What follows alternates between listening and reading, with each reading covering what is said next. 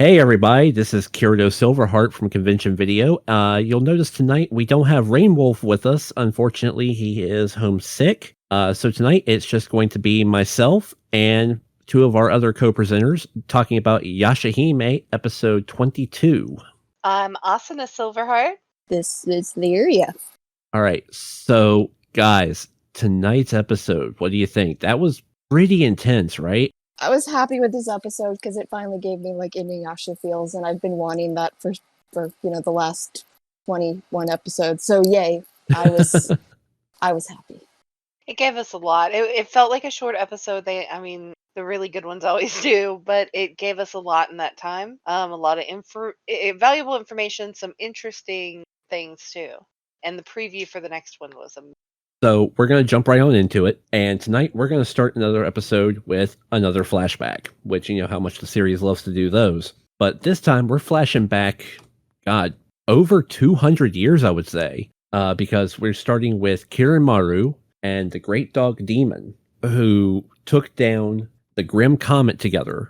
And we see Lady Zero, and I'm assuming that's Shishomaru's wife, sitting back and just watching the show. So that wasn't Shishomaru's wife. That was the dog demon. Yeah, sorry. That's yeah. What I meant. That's what I meant. Okay. Shishomaru's mother. Shishomaru's wife is in a tree. Anyways. So Kirinmaru, destroys the comet shard that breaks off, and we see the Great Dog Demon use the same ability that Inuyasha later inherited to suck it into a pocket dimension, all the creatures and everything that popped out. And then Kirinmaru promptly pulls a Kirito and plops his ass down in the field and takes a nap. That kind of makes me like Kirinmaru a little bit more. Young Kirinmaru seemed like he was cool to hang with, but that was young Kirinmaru. I think it's interesting because this was definitely a throwback to when Inuyasha and Shishomaru took out the Green Comet right before anything started to happen. It was a nice throwback to that. It was an interesting dynamic. And you got to see their friendship. You also kind of got to see a little bit of the glimpse of Lady Zero's obsession with the dog demon. Yeah, I mean, she's definitely hot for senpai, if you ask me. Yeah. But she has this really kind of like deep conversation with the Great Dog Demon, wondering, is basically just like, is it worth staying on the path that we're on? Which to me, it kind of made me wonder if this was talking about, the East-West feud between Kirinmaru and the Dog Demon, or if it was just their lot in life in general, the immortality of it, and the responsibility of protecting this frail planet from the oncoming shitstorm of that comet, every so many thousand years. But the Great Dog Demon tells her that, no matter what, this is the life we have, this is the path we walk, just don't ever change who you are. And she kind of takes that a little far, I think. She did. I agree. I think that's one of those mental snap moments for her. I don't think it really hits close to home for her until we saw what we saw in the last episode when the Great Dog Demon dies. I think this kind of shows what may have been the beginning of her instability and her decline. But once we actually know from last episode the Great Dog Demon dying, then all hell breaks loose with her. So then we jump into the intro, and now we come into my boy Moroku. Love Moroku. Yay. Yeah, I just I know they had to bring him back because it sets up the whole premise for the episode and it triggers the events of the episode. But just to see Moroku get dropped so damn quick again, it's heartbreaking for me. I love Moroku, but damn, dude. Like they've just shown him being human. It's like, you're very, very human. It's very, very sad.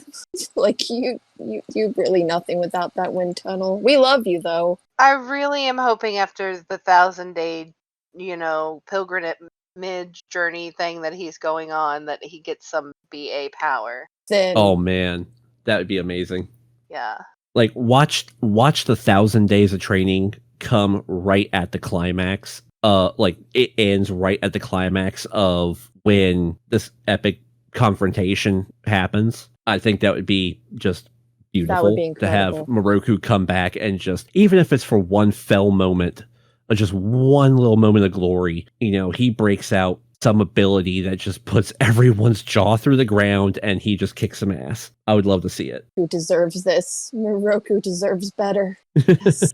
and you have to love the humor in this scene too, because Lady Zero, under the guise of Atsuyu, shows up and starts talking to Moroku about trying to get him to help her find the right path, and he's like, the hell are you talking about? And she quotes the same verse that he says when he's sealing away Setsuna's abilities, which immediately puts him on edge and knows, okay, you're up to some shady shit. Who are you? He knows she doesn't have the demon powers, but he knows this. You don't seem human. Mm-hmm.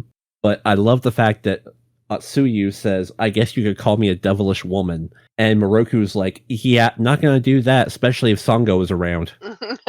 He's like, I know exactly what Sango would say. I'm like, all right, he's still got the humor. He still has a sense of humor. Stuff. Yeah. And it really kind of makes me wonder for a second, like, are him and Sango still together? Question mark? Were, though. I'm pretty sure it did say he's just doing his 1,000 days of pilgrimage. Yeah. His 1,000-day training. Yeah, they act like she's gone up there before, because they're like, are you, I believe the daughter even asked her, you're not going this time. She's like, oh, no, hell no, I'm tired. I'm just saying, honey, if you were in the woods and I had to trek like 20 miles to see you to bring you snack cakes, I honestly wouldn't expect you to do it. Like, would not expect you to do it at all. Pack the dog with it or something. I'm not going. Sometimes. Occasionally when I miss you. I saw you last week, so it's okay. Yeah, it's fine. So Lady Zero, Atsuyu, whatever you want to call her in this scene, traps him with Azusa no Yumahari, which is a Tsuchigumu's silk trap. It's like a spider web. Yeah, so basically I think this kind of tells us what kind of demon she was. It's basically some kind of a spider demon, I'm guessing. Yeah. Because the moth ability was slightly different. Yeah. I could definitely see her being a spider demon, if she's a Black Widow, that explain why she's single. It might also explain why the dog demon was like, nah, I'm good. Yeah, he seems like the kind of guy who would stick his you-know-what until a lie crazy, but I think even he had his limits. But so Moroku's trapped. She steals the ability to remove the seal from Moroku by, I guess, tapping into his mind. I'm guessing that the web, like the silk of the web, which we see later on, does have some mind controlling effect. Because it binds the person to him. But I'm guessing if she's bound to somebody, she also can utilize their abilities. What it seemed like to me. Yeah, so that sets up an interesting ability for her in the future, in my opinion. Especially if she was able to find somebody who's got some pretty BA skill, but had a weakness to the mental barriers, who could be controlled. I could see that definitely playing out in her favor at some point. So jump over from here, and we see Toa and Setsuna walking up a dirt road, and Toa is daydreaming about Sketchy McDouchebag, Riku. Oh wait! Before we go on, we do have to acknowledge the fact that the twin is not dead. We forgot. Well, we find that out later. Oh, do we? Oh, okay, never mind. I'm sorry. Yeah. I thought that's later. Oh, okay. Okay. Sorry. But hold your enthusiasm, because I was right there. I was like, I made Asuna stop the episode, but we'll get to that. Okay. So Toa's daydreaming about Riku and wondering what exactly are these feelings she has. She was like, Papa Soda doesn't make me feel this way when he hugs me. Yeah, I hope not. I would hope not. To catch a predator. No. Chris Henson pops out of the bush. It's like that gives me some mental sketchy vibes, because now we're making jokes about Papa Soda like that, but then it makes me stop and think, well, okay, we're making pedophilia jokes, but then we don't stop to think that last week Riku kept referring to himself, or others referred to him, as, an empty puppet. So does that basically make him a sex doll? Oh no, no, no.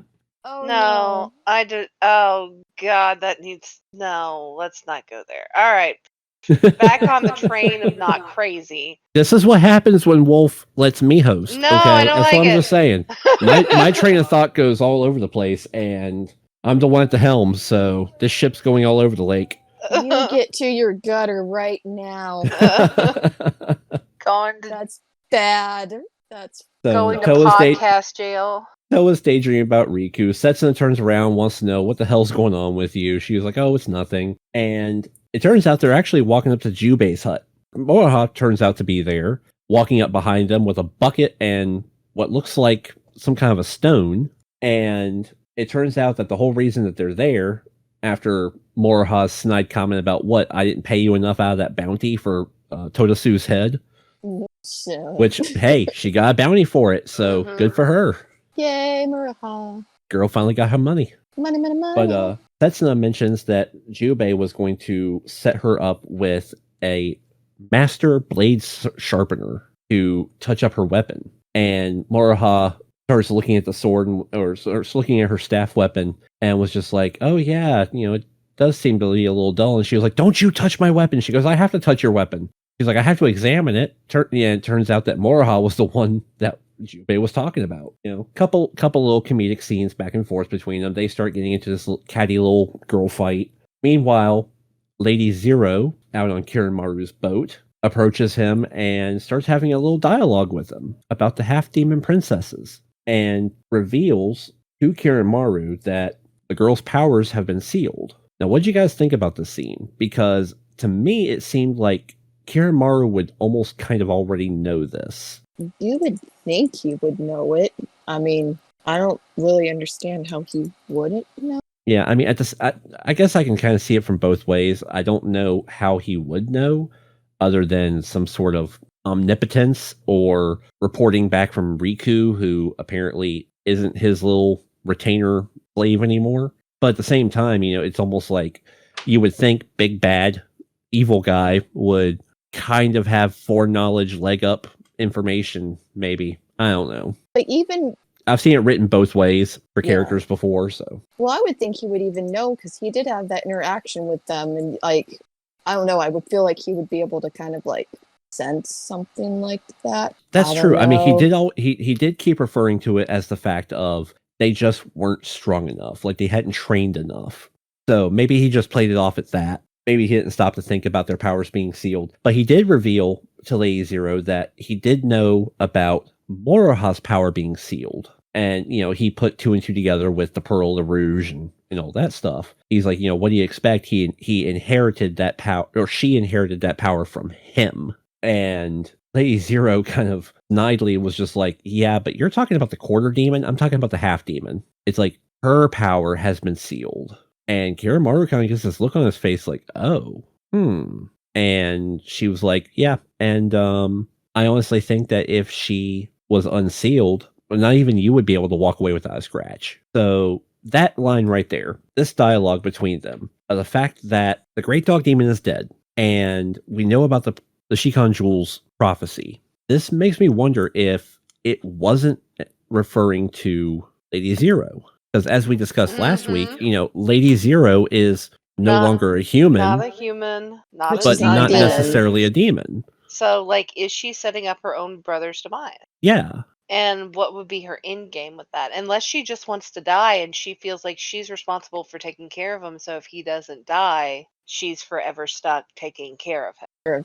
Yeah, she's his older sister, so that could be a thing. And that was actually, and it was actually talked about. The dog demon actually talked about, oh, you're taking care of him, don't ever change, kind of thing. And I think she feels like she's indebted to stay there to take care of him. And I'm just wondering if that's maybe part of her weird end game. She's like, I'm going to set it up so that these kids kill him and I can walk away. And I don't know. It's kind of bittersweet and odd, but I've seen stranger things in anime. Yeah, and if you couple that along with... She's also a little cray-cray. Couple that along with Trikio's original statement that you can't kill Kiranmaru without killing Shishomaru. We already know that Lady Zero has, issues with Shishomaru. from the past. So maybe she's just playing the whole thing out of, hey, I can kill 2 birds with 1 stone, or 2 birds with 3 children, I guess, technically. I don't know. I had a theory on that too. Like, I almost felt like Shishomaru was one of the ones that actually set Trikio up with that they need to kill me. Because I think he may be under the assumption that we find out later too, that if, say, Kiyomaru dies, then Lady Zero would have to die too, right? So if Lady Zero dies, it actually, she talks about it. She discusses it in this episode that if she dies, there's other people that die with her, including Rin. So Rin, Shishomaru, I don't think could live without Rin. So if that were the clause, if that were the deal, I could see it. That's actually a pretty deep analysis of that. I didn't stop to think about Or that myself. It's that, or Dad's using himself as the practice dummy to see if they actually are strong enough to take Hero out. That's interesting. That's really interesting. Wow. I didn't stop to think about that for a second. So Lady Zero says that she is going to go she's going to go check this out while she goes for a walk. So we've already seen she's stolen the Moroku's ability to remove the seal. We know who she's going after. We know what's going down. So we're back to Moroha trying to sharpen Setsuna's weapon, and this dialogue between them, Patty fighting, basically. It's really cute and funny. Talking about how, Setsuna doesn't think Moroha's qualified to sharpen the weapon. Moroha's like, I'm plenty damn qualified. Your problem with your weapon is I can't sharpen it because your demon blood that the seal is holding back through the weapon is causing the blade to dull. And okay, I can see that. Sometimes with various forms of magic, the medium starts to break down, which then weakens the actual magic itself. So if there is a 50-50 relationship on the medium and the magic, if the demon blood, specifically the poison of the demon blood, is too strong for that particular medium to hold it back, then it can start to wear it and break it down. I can see that. So at this point, they decide, okay, maybe we should go see Moroku about it. So they take off, and I'm assuming they're on their way to go see Moroku. Lady Zero, under, again, the guise of Atsuyu, poses as a apple peddler through the little village that they're walking through, and distracts Toa with the offer of an apple. And then as she gets in close, she does another one of these mind trap spells and takes control of Toa's body, for lack of a better term. She pulls her into like this winter Scene world, yeah, where it's just them.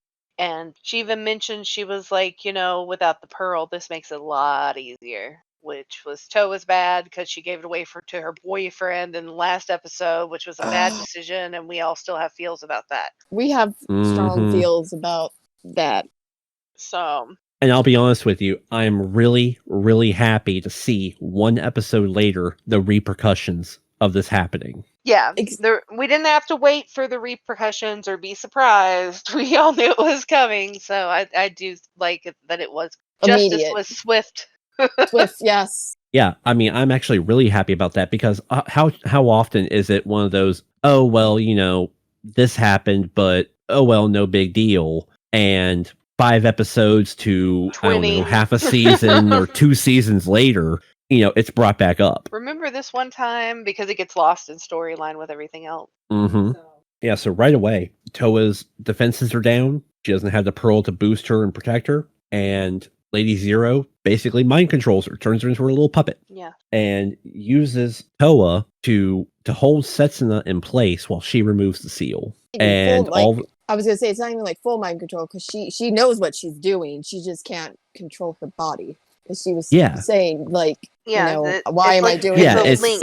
It's a puppet marionette situation. It's like, she's still fully aware that, she's fully aware that I'm not in control of my own body, but at the same time, she's not strong enough to do anything about it. Yeah. And Toa and Moroha turn around and, they're like, come on, you're slow, hurry up. And that's when they realize something's really wrong. You can see it in her eyes. And speaking of eyes, right before Toa grabs Setsuna sees Otasu, or Atsuyu, and recognizes her eyes. And she's racking her brain. She was like, where have I seen her eyes before? Where have I seen them? Where have I seen them? And right as the seal is about to be removed, she realizes, or like right after the seal is removed, she realizes it was her eyes that haunted her dreams when she was a child. So now that means Setsuna actually starting to get back more of her memories too. Yeah, Because we saw a specifically while when they back. had fell asleep before the fire in the forest.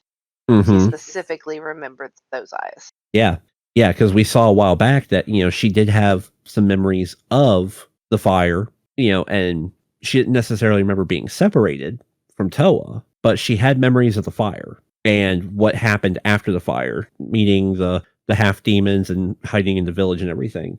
But it was nice to see something that happened pre-fire, pre-separation that she finally had memory of. And I'm guessing that may have been another reason why she wasn't so keen on being able to sleep again. Maybe she had this mental thought of just, if I start dreaming again, those eyes will come back to haunt me. Mm-hmm. So Setsuna flips out, transforms, and she is in full-blown demon blood rage mode. Lady Zero breaks her hold over Toa. Orha attacks. She is put down pretty quick. Like, she is denied. She is flat out denied. She even tries using Crimson Dragon Wave, and she's just shunts it off and sends it into the clouds. And I'm just like, this woman gave up her demon powers. How strong is she? Mm-hmm. Right? If she can do all this without, like, really her demon powers, then, like, oh my god. Yeah, but it also makes me wonder if, again, for those of you who are joining us and haven't caught up with us in the past for our other episodes, I'm the noob when it comes to the Inuyasha universe. I know a little bit here and there, mostly pop culture stuff.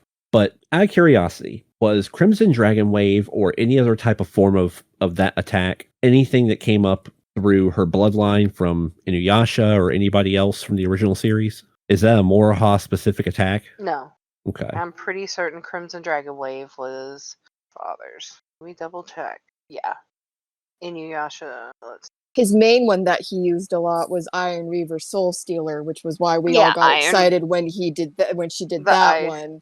But I don't remember if he did Crimson Dragon or not. But he had a bunch of just random ones that he ended up doing throughout the series. No, maybe it is. Yeah, well, it says it's a signature attack from the sword she's using, but it's saying Moroha. If it's a signature attack from the sword she's using, then it would be a signature attack from her, I would assume. Yeah. So it must be Moroha. So that's something that's tied to Moroha or even her master before her. Okay. The reason I was wondering is because if that was an ability that was known to Lady Zero, because she makes the comment, she said the Crimson Dragon Waves prefers the white fluffy cloud or something along those lines. And it makes me wonder, okay, just how known is an ability like this? Like, is this something that she's probably seen used by other people in the past or something? I don't know. But at the same time, if Moroha possesses the Ruby Pearl, that means technically she has some of Lady Zero's power because all the pearls were formed from her power. So maybe that's why she was so easily able to redirect the Dragon Wave, because she knows of those skills. Yeah, I don't know. That just seemed a very OP moment for Lady Zero. I don't know. There's still a lot about Lady Zero we don't know, and I mean that's just part of it. She's not demon, not human. So what is she? Yeah, OP apparently is the answer. So now we take a little bit of a break away from the drama of the princesses and Lady Zero fighting and go back in and check on our boy Moroku. And it turns out, and here we go. This is what blew me away this episode, and I'm sure it did you too. Yes. Kinu shows up and starts making fun of Moroku and was just like, you have some really weird ways of training. And he was like, will you just get me the hell out of here? But it turns out Kinu is alive. And looks like to be studying to be a monk or priestess of some type. Yeah, walking in her father's path. Yay, she's alive. We were very concerned. This opens up other questions, though. Like, who's that grave? Well, there's some options and choices. So go ahead. No. Well, I was going to say, so this it does open up options and questions. What I was gonna preface this with before you started getting into the small list that we came up with off air was maybe that wasn't necessarily a tombstone. I don't. Did the episode specifically call it out as a memorial tombstone type piece? I thought it said something along the lines of a I think grave it ever marker, actually but did. no.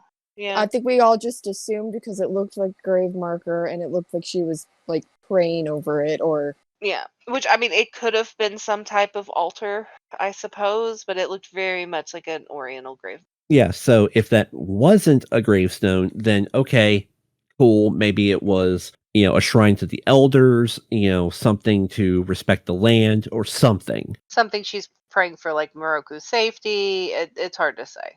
But if that was a marker for a memorial for gravestone, whatever, then Asuna came up with a interesting and albeit heartbreaking idea of a list. If you want to go ahead with that. So I'll go with the one that's least sad first, so that Lyria's heart's not immediately broken. I'll go with that. Perhaps they're not entirely sure what happened to Kagome and Inuyasha, and they perhaps think they have passed away.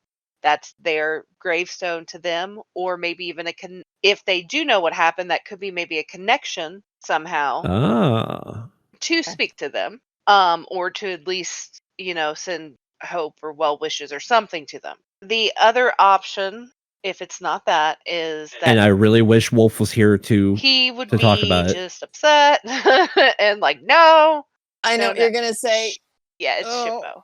No, It's Shippo. No. That would be because Shippo's the one we haven't seen, and we keep going on about we haven't seen Shippo. Where's Shippo at? And it was talked about. Moroku did talk about, he couldn't protect the people he cared about. He cared about Shippo. And I feel like Shippo would have thrown himself in front of anything he had to or tried to stop anything from happening to his friend. And it's very possible that he was a casualty because he was braver than he was big and strong. Like, we'll give him that. So, but those are the options the ideas I came up with. Whether or not, like you said, it could be just an altar. We may have misinterpreted. Hopefully it's not as sad as we think is. Maybe it is like communication thing, or maybe they do think that something's happened to their friends, and which is also sad, but hopefully we'll stay with our track of assuming that people are dead on the show and then they end up being completely fine. So hopefully not dead. It's not dead. Fake out. we keep that pattern. We fingers crossed. That is true. That is true. And for anybody listening to tonight's show, go back and double check us, because honestly, we can't remember right off. But go back and double check us. Go back, yeah, and let us know in the comments. Yeah, if you see something we didn't see, or if we're overzealously killing people on accident, we would like to know. So Kinu frees Moroku, and he starts saying, we need to hurry because Setsuna's in danger. Well, little too late for that there, bud, because Setsuna's already gone completely BA crazy, and she is in the middle of a demonic roid rage, if we want to be honest about it. To the point where even Takachiyo shows up and was like, "Hey, are you okay?" And she's like, "Get away from me." Yeah, poor Takachiyo. That was great. She's like chasing him. Yeah, it turns quickly. They're like, "Oh no, what's going on?" And then you see Takachiyo flying away, crying, and Miroha she's just like, I gotta, she jumps through the air to try to get after her, and she realizes, she's like, Takachiyo, are you okay? And he was like, thank goodness.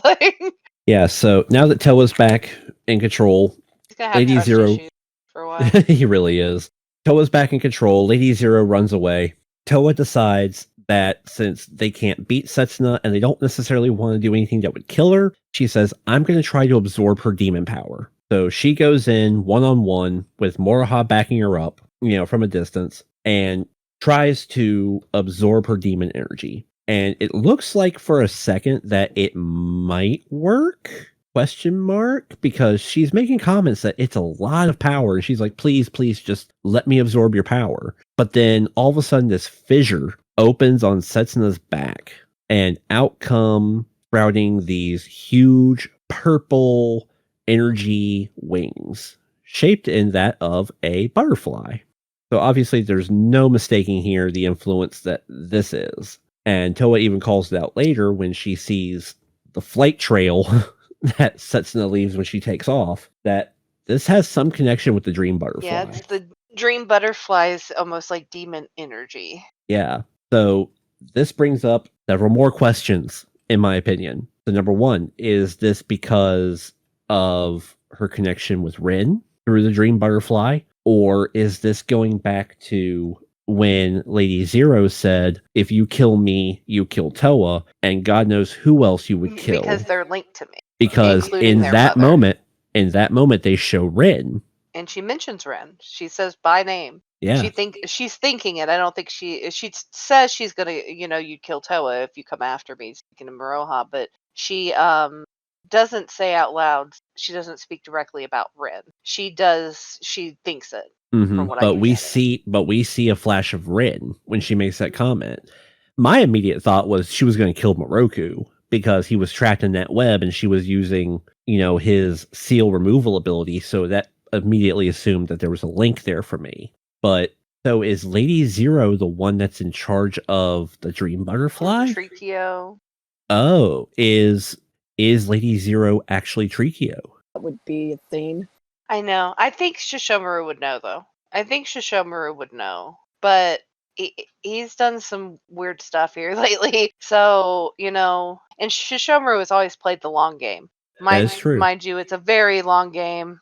But in my opinion, it would almost make sense for Lady Zero to be Trichio, because let's think about the dynamics of the scenes that we've seen with Lady Zero and Trichio real quick. Yeah. So going back to Trichio's introduction to the princesses, after they leave, we see Rin and we hear Trichio talking, and she makes a comment, is that, something along the lines of, is that okay with you? And we see Shishomaru and he doesn't say anything and just walks off. Well, then about, half a season later, we see the episode where Lady Zero orders the destruction of the forest. And Shishomaru's up on that cliff with her. And she turns around and says, is that okay with you? And he turns around and walks off without saying anything, just like he did inside the Tree of Ages. And then we also bring into consideration the dream butterfly. The dream butterfly is obviously being manipulated by somebody to make this link. Whatever the hell this link is between Setsuna and Rin, somebody is commanding it. Could that be Lady Zero or Trichio? And then we talked about earlier the possibility that maybe Lady Zero was the one puppet mastering this entire thing about a bastardization of the Shikon Jewel's prophecy of Kiranmaru's death by the hands of something or someone that is neither human nor demon. Describes her. Right. And at the same time, we have Trichio telling the princesses that if you kill one, you have to kill the other. And we know full well that she has issues with Kiranmaru, apparently, and she has issues with Shishomaru. So that's, like I said earlier, 2 birds, 1 stone. I don't know. That opens up some interesting doorways of thought for me. Mm-hmm. If anybody has any other thoughts or opinions, hell, be sure to please leave them in the comments. We will look at them. Yeah. I don't know. Either one of you have anything else to say about that? No, I think you covered from what I felt like. Like I said, there's a big possibility she could be. It's a very good theory. But like I said, there's also the possibility, I think Shishomaru would know that, but also she could have used that disguise to fool the kids and maybe just stayed that way and while he was there just to piss him off, because she seems like the type do that. So it's a possibility. It's a very real possibility to me. And Shishomaru, being the man of few words that he is, kind of just walks off and doesn't say anything or help us in any way plot wise. Thank you, Shishomaru. That tends to be his reaction to every stuff he doesn't like at all. But I think we'll find out definitely more. It's starting to get really good. So yeah, I mean, we're 2, maybe 3 episodes away from this season being over. So yeah, this is really ramping up for one hell of a climactic ending. So Setsuna flips out. She goes on a rampage. We get the wings. She tries to fly off, and Moroha says, you know what? Screw it. I'm going to have to go all out. uses the rouge and becomes Benayasha, and takes off after her, leaving Toa in the dust. So Toa hops on the back of Takachiyo, tries to chase him down, and we see Benayasha just hopping from cliffside to cliffside, chasing after Setsuna, and doing a damn good job of keeping up with her. I will give Scene her was that. awesome. Yeah, I it will was give her really- that. An on-foot chase of a flying creature, and she is holding her own with her on pace. Hell yeah. But despite everything that she tries, she's taken down almost in a heartbeat. It also doesn't help that, of course, as we've seen in the past, when she uses the Benayasha Rouge, she has a very limited time span. It's like usually like, what, 1 minute, I think? Like it's Yeah. the time span was significantly longer this time around because normally it would be like a minute. I Well, think and- it really depends on her. It probably depends too with how it's interacting with her because she is a quarter demon. So the demon energy is there. It's not as strong maybe as the others, but it's there. So I think if she's already ramped up, her demon blood is already flowing and she was pretty ramped up, then maybe that extends it just a little bit. Like she has so long, to use it. And let's not ignore the fact of it has been said that the more often she uses the Rouge, the more her demon blood takes over. Yes. So that could also lead to, the extended time frame too. But as Toa is trying to catch up with the other two, we see Hisui and Kinu on the back of Karada. And it turns out, as Lyria mentioned earlier, that Kinu has been studying the ways of monk or priestess, and she is apparently adept at sealings. So she takes her father's training, I'm assuming, and follows Hisui into the middle of this complete shit show in order to try and save Setsuna's life. And she said the only problem is I don't think she's going to hold still. And, well, yeah. Yeah. You're Totally not going to. pretty damn sure about that. You ain't going to hold her still for long. She might take a break to rear up and aim. That's about it. Your head off, but she's not gonna. Yeah, exactly. It's like, oh, she might hold still while her claw plunges into your stomach and out your spine. Nom nom nom. So Toa agrees to be the one to try and hold her down, which is only fitting because technically Toa's fault to begin with. It's always Toa's All this fault. happened to begin. Because of you, Toa, you deserve this. Yep. I would have rather that Setsuna bite her face off, but she got it was fine. It was fine. It's okay. Yeah. So we see Setsuna completely slap the crap out of Moroha, send her into a hillside, and she goes unconscious. And she starts to rage out again, and her demon power flares up again to the point that Shishomaru, standing outside of what looked like the Tree of Ages, senses it. He senses the wind change, and he even recognizes that she can't control her own demon blood yet. And at this point, I'm thinking, oh my god, Shishomaru's going to jump into the middle of this shit. I Hell was waiting. yes. I was waiting too. Oh, I was hoping for it.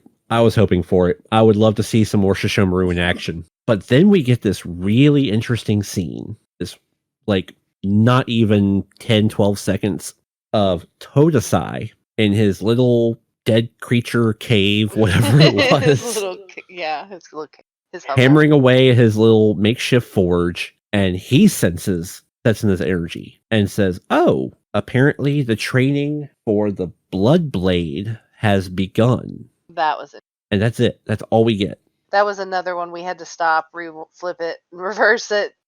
Yeah. So what's the Blood Blade? What is this? Soon to season 2. The Blood Blade. We know it's that. We know it's going to be a season 2 thing.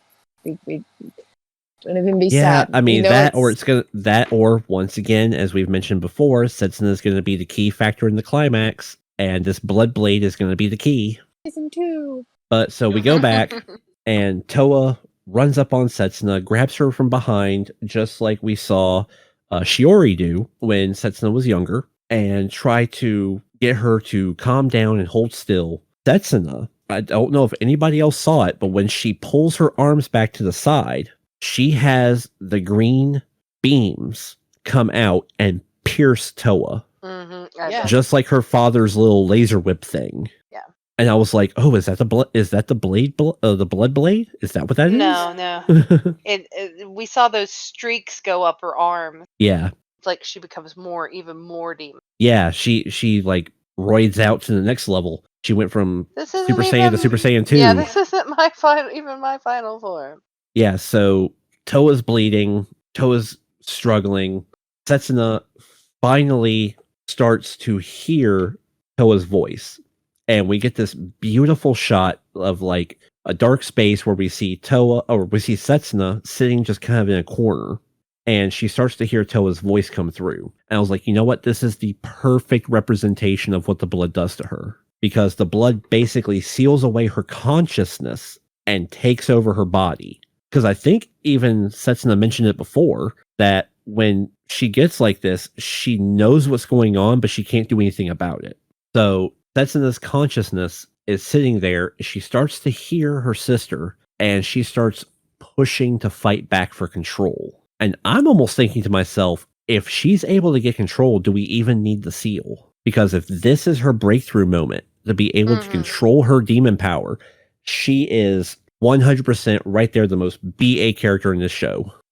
Like, she is there.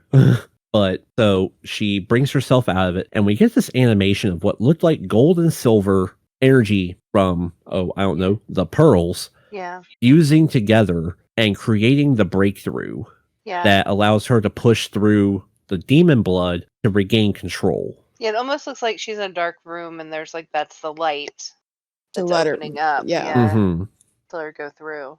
I thought it was a really interesting choice to use the gold and the silver light. That was. Because, again, obviously this is... the symbolism of the pearls. Right, the symbolism of the girls and their connections to the pearls. Because one is silver, one is gold. But it also felt a little misleading to use those, because the whole reason this thing happened is because Toa doesn't have the rainbow pearl anymore.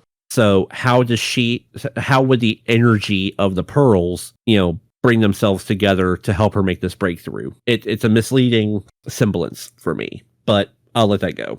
We know that one represents her, one represents her sister. It's her and her bond to her sister helping her break through. That's all this is. So Toa collapses, Setsuna regains control, collapses. Hinu replaces the seal. Everybody's fine and dandy. I'm guessing that, but close enough. Well, I'm guessing Toa's injuries weren't too bad. He's sweet, and then we're able to patch her up pretty quick. Sitting up, she just had a bandage around her chest and stuff. So yeah, she's fine. She's great. She deserved worse because she's an idiot. But we'll get, yeah. I agree. I have feelings about Toa. So. Yeah, but when Setsuna sits up, Toa says, I'm so glad you're back to normal. And she's like, no, I don't think I am. And she sees the mark on her arm. And there is a rage to Setsuna at this point that we've known her to be, vindictive and pissed off before. But this seems like a whole new fire in her belly. Yeah, that's her dad right there. That was dad gene. Oh, yeah. Yeah? That's a dad gene trait if I ever saw one. And she says, I have to pay her back 100-fold. So she is gunning for Lady Zero at this point. And I honestly think we're going to see that pretty damn soon. I don't think we're going to have to wait too much longer for this. The show off, it's going to be pretty fun. So after this, we get a final insert scene of Lady Zero scooping up some dirt, looking around, and she says, so this is who I am after all. That's fine, isn't it, my lord? Referring to her conversation that she had in the past with the great dog demon. And she says, all that remains are the finishing touches for the other half-demon girl. And that's when we see Riku come walking out of the shadows. Yes. I'm wondering if this is going to lead up to that thought that I had a while back about what we may or may not be seeing in the opening credit. At the end of the opening credits, when we see Toa, looks like Toa kind of rages out. I'm wondering if this might have something to do with it. Oh, yeah. Whether it be another betrayal by Riku, or maybe she's put into a situation where she has to kill the person she's falling in love with, and that sets her off or something. I don't know. That remains to be seen. But now we're getting back to something that's really effed up, in my opinion. And for anybody that's been following the series, when we first started this show, there was this fan theory running around, and we bought into it we discussed it, we talked about it, that Towa's teacher in modern day Japan may or may not be Kirin Maru, time jumped, or in disguise. A lot of associations around that, the teacher's name, and all other sorts of things. But now we have this scene at a modern day airport where we can see the Grim Comet in the sky. And I'm thinking to myself, oh, technically it would have been about the same time from when Inuyasha and Shishomaru destroyed it to the modern day. That would have been, I guess, the next appearance of the Grim Comet. And we find Towa's teacher is the one standing there looking at it. And he even makes the comment, he was just like, oh, so apparently the Grim Comet is able to be seen even in this era. Yep. And I'm looking at him. Yeah, I'm looking at him. I'm like, man, if this isn't Kirin Maru in disguise, then what the hell is going on here? Honestly, if he had an earring, I would think it was Riku. 2,000 years later. Gotta be a connection. He looks over and he sees Mr. Higurashi, a.k.a. Papa Soda. Which worries me now. Yeah. I am very worried. I'm thinking that this is what is going to start setting up season 2. And it's not just him; it's him and the little girl. So she's there too. It's yeah. This is no, don't touch me there. This is my no square because this dude is shady AF, super sus. But I'm starting to wonder if this is what's going to lead into season 2. And I mean, that would be a good setup for it. Because I was gonna say I don't want anything to happen, but it would be a cool setup to get the modern day characters like on the show, because I miss Soda, and it would be cool for Kagome when she finally gets out of the thing to be able to go home, to go back and forth, again, like the old days. Yeah, I mean, this would be a great idea for season 2. We do all of season 1 dealing with the feudal era and dealing with Kirin Maru and Lady Zero and the Four Perils and all this craziness. But then it turns out that the threat was in the modern era. If this is Kirin Maru later in the future, or if he time jumped or something, maybe whatever happens at the end of this season puts Kirin Maru back to sleep. And he wakes up in the modern era. I could see that happening. So yeah, I'm really starting to lean towards the fact that they're going to go with a route of season 1 feudal era, season 2 modern era, and maybe they won't keep all of season 2 in the modern era. Maybe they'll have some bouncing back and forth. I see that being more likely considering the history of Inuyasha in the past. But yeah, I would definitely be tuning in for season 2 at that point to see how everything kind of bounces back and forth between the two and the events of the past leading to the events of the future. What do y'all think? Be cool. I feel like they would still go into, like you said, I feel like it would be a back and forth and not a full modern era. Because the full title, and the full title of Inuyasha was Inuyasha, a feudal fairy tale. So I feel like they wouldn't go full modern just because they want to keep like the history of the original. They could definitely give it like that feel where it was like with Kagome, where it's like I can travel back and forth. We can and that's definitely of maintaining both. And that's definitely a sentiment that they've kept going into Yashahime, because at the end of our little voiceover intro, they always mention it as a feudal fairy tale. Yashahime, Princess Half Demon. Do we have any other thoughts, theories, concerns, questions, loud noises about this episode? I was excited for this episode because it finally gave me Inuyasha feels, and I've been waiting for that. Like, I've enjoyed the show a lot, but it finally gave me I don't know, the nostalgia.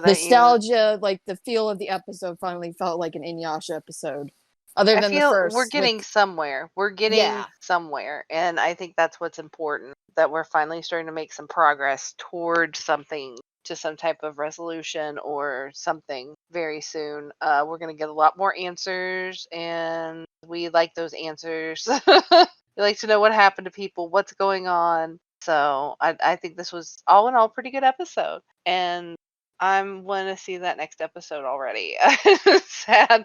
I know we're watching it week to week. It's one of those like, man, I wish I could have binge watched this, and I wouldn't be sitting here like, I need to see it now. I wish I could time hop. Yes, time travel. Where's my tree of ages so I can go popping between? Our luck would be we'd go back. We wouldn't go forward. We could. We'd Yeah, be mud farmers or something. It wouldn't be any fun. Yeah, after last week's preview for this week of seeing Setsuna rage out and seeing Moroku again, I'm happy anytime he's on the screen, really. I was really excited for this episode, and it did not disappoint. Not at all.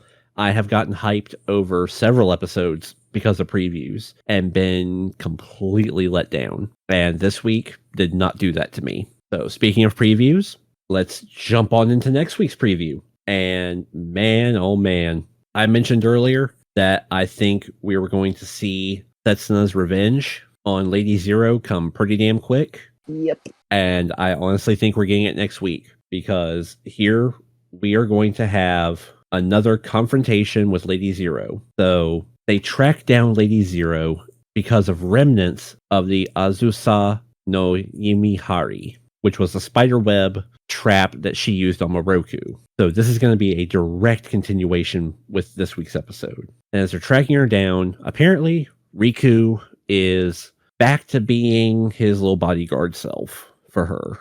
I'm curious, has he given her the pearls yet? Because if he has, then this fight's going to get real interesting real quick. That's 5 of the pearls that she would have a good chunk of her power back.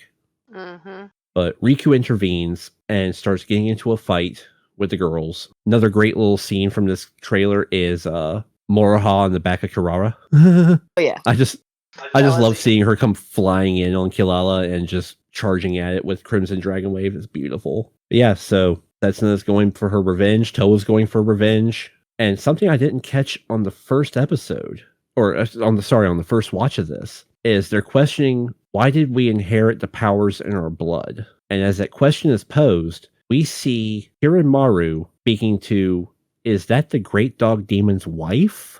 I believe. Like, if she's got the moon symbol. That does look like Shishomaru's mother. That definitely looks like Shishomaru's mother. She has the moon symbol, and that hairdo is definitely her. Interesting. Very. Yeah, so Kiranmaru is apparently going to at least have a discussion with her. Not surprising though. It's Shishomaru's mother. She's got a hard bit of shade to her too.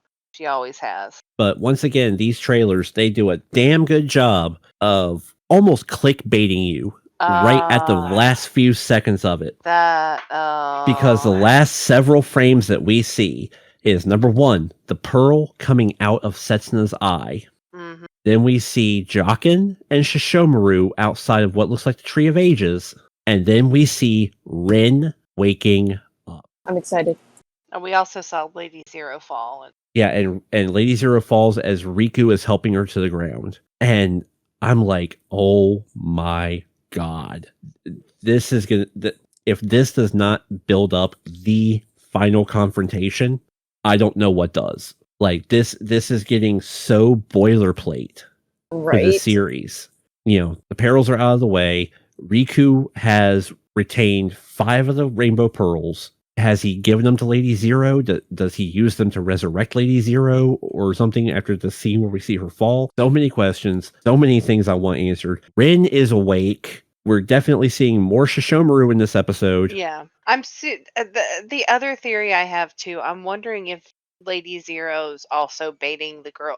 If Lady Zero's not doing some weird thing where, like I said before, what if she's like baiting the girls to hurt her so she can get her brother to act? Because she knows her brother's not going to do anything till they're more powerful and he feels like it's a fair fight. What if she's trying to bait him into attacking the girls? Because she wants him to kill them early so she doesn't have to worry, they don't have to worry about it. Yeah, we've seen that Lady Zero and the 4 perils were sick and tired of sitting on their hands and waiting for Kiranmaru to freaking do something. Whether it be taking out the Great Dog Demon or getting revenge against Shishomaru or whatever. He is not a man of action, apparently. No. He's very much one for a fair fight. Which, I give him respect for that. That's very samurai. But at the same time, he has no thrive for battle. And that's what the perils, what Lady Zero, what everybody has been itching and dying for, is for a chance to get out there, to take over. But at the same time, maybe that's the reason why Earth has been able to maintain the level of balance it had for so long between humanity and the demons because of people like Kiramaru. Anybody else have any other thoughts or anything about next week's episode? I mean, I think you covered it all. So I don't really have a theory. I'm excited for it. I'm stressed about it. It's very much anxiety inducing, but I'm excited. I just really want to see Rin wake up and just be pissed off. I want to see angry Rin.